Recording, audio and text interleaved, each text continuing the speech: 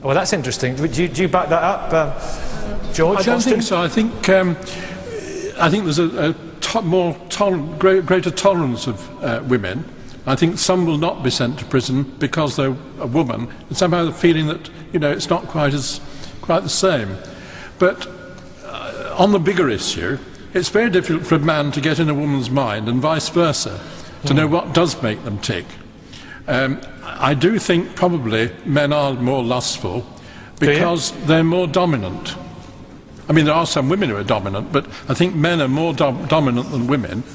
And of course, they're encouraged now by the proliferation of free sex on television. The Frasier, the American series, he complains if he hasn't been to bed with a woman for 3 months. The same with Friends. They're all at it. And that's clearly you watch it. Oh yes, we watch Frasier every night when we go to bed. Simply because it relaxes us. Right, okay. And it's so well done. But all right. This implies to people that it's okay. Well, interesting. The first thing, men are more driven when it comes to sex, more lustful, Dr. Golofsky, because they're dominant. What do you make of that? Men are dominant and therefore they're more lustful. I mean, I think that's actually confusing sexuality and lust with maybe anger and violence and the kind of things that you were implying.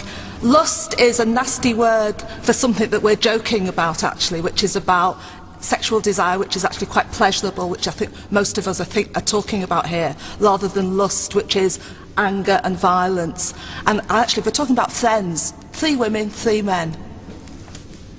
If you're talking about representation of sexuality, the representation of sexuality on television actually shows women as very lustful. Sex and the City, Friends, Hollyoaks, absolutely. Maajid, this very word lustful, it's quite old-fashioned, isn't it? It is quite old-fashioned. I just want to say that I think it ignores the fact that women after 30, their sex drive increases biologically, and men's decreases. And I think teenage men have a higher sex drive, and this is just the way in which the biology works. So I think it's wrong to generalize and say that men for their eternal lives are going to be more lustful than women. It's not how it works. It's linked to biological factors as well. Is that right, Father? I agree with you entirely. Yeah. The thing about generalising people, as one who hears confessions a few hours a week, Douglas, I assure you people don't come to me for advice.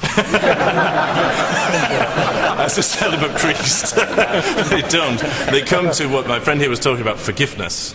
That's the key. If we're just talking about it, it's just a small point, but I think it's quite important that this whole, I mean, I'm slightly uncomfortable with the fact that all this information has come from the confessional, which is the last place. Been writing it down for years. Yes. Well, I've never written a thing down, otherwise I can be excommunicated. But I'm slightly uncomfortable with that, because it is arguably the last place on earth you can go and be totally anonymous. And people are coming to me, but they're not coming to me, they're coming to God for forgiveness. And the thing is, I'd say 2 things. First of all, women do confess lust as much as men. This survey, I think, was taken in Italy. I lived in Italy for 7 years. It's very masculine in Italy to be, you must be sexually active and so on and so forth. Of course they're going to, I heard confessions in Italy, of course they're going to say it, maybe first in the list. And as somebody said over here, it can be a cultural thing. It depends on where you're going. And I've heard confessions when I've been travelling all over the world, and it varies from one place to the next as what's in the consciousness of people and what's not, what's expected to be. But the key thing is that the point I would like to make is, from our point of view, if we're coming from confession, is that I see each individual coming into that box or into that room to me as an individual. I'm not a man or a woman or a young person. I'm a school chaplain. I hear confessions of teenagers. I'm a hospital chaplain. I hear the confessions of the dying. So gender is irrelevant. Douglas Murray. Exactly. Well, I don't know. I was just going back to the anger and violence thing. I mean, I arrived in this great city last night, and I have to say I thought the local girls were giving the guys a run for their money. Yeah, it was a big festival last night. Yes? Look, lust is one of the 7 deadly sins which has a positive outcome, because in order for you to, if you're a normal male or female and you're young and you're nubile and you see somebody and you desire them, and desire is lust. And once but that can have a bad outcome. No, wait, I'm talking about the good outcome now, because we focus on the bad stuff. We're always focusing on the negative. But I believe truly in love, and I do. I've had a 30-year marriage with my husband, and I love him as much now as I did then. And I still look at him and think, and I do. So what does that mean? I think he's gorgeous. Anne Cry, what about the negatives of lust?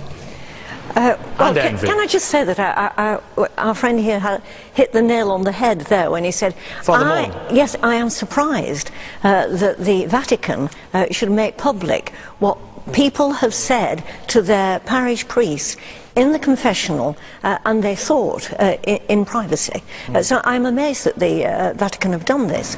But I think a lot of this is about the difference in men and women, in that women tend not to talk about their sexual exploits, whereas men not only talk about it, but boast about it, because they think it enhances their image. Well, therefore, I think this is also going to come out in the confessional, possibly. Are women more proud? More envious? Yeah, I think they're proud, yes. I don't think there's anything wrong with that. And judgmental? Judgmental, yes, I'm certainly judgmental. Who are you pointing at? Yes, go on. Do you not just think that we're making massive sweeping statements, though, saying men are this and women are this? It's exactly the same as the last argument. Muslims are intolerant. It's not true. It's true in some cases. It's not true in other cases. You know, are these sweeping statements really any use to us? But surely with our biological differences, there must be some behavioural differences, David? Yes.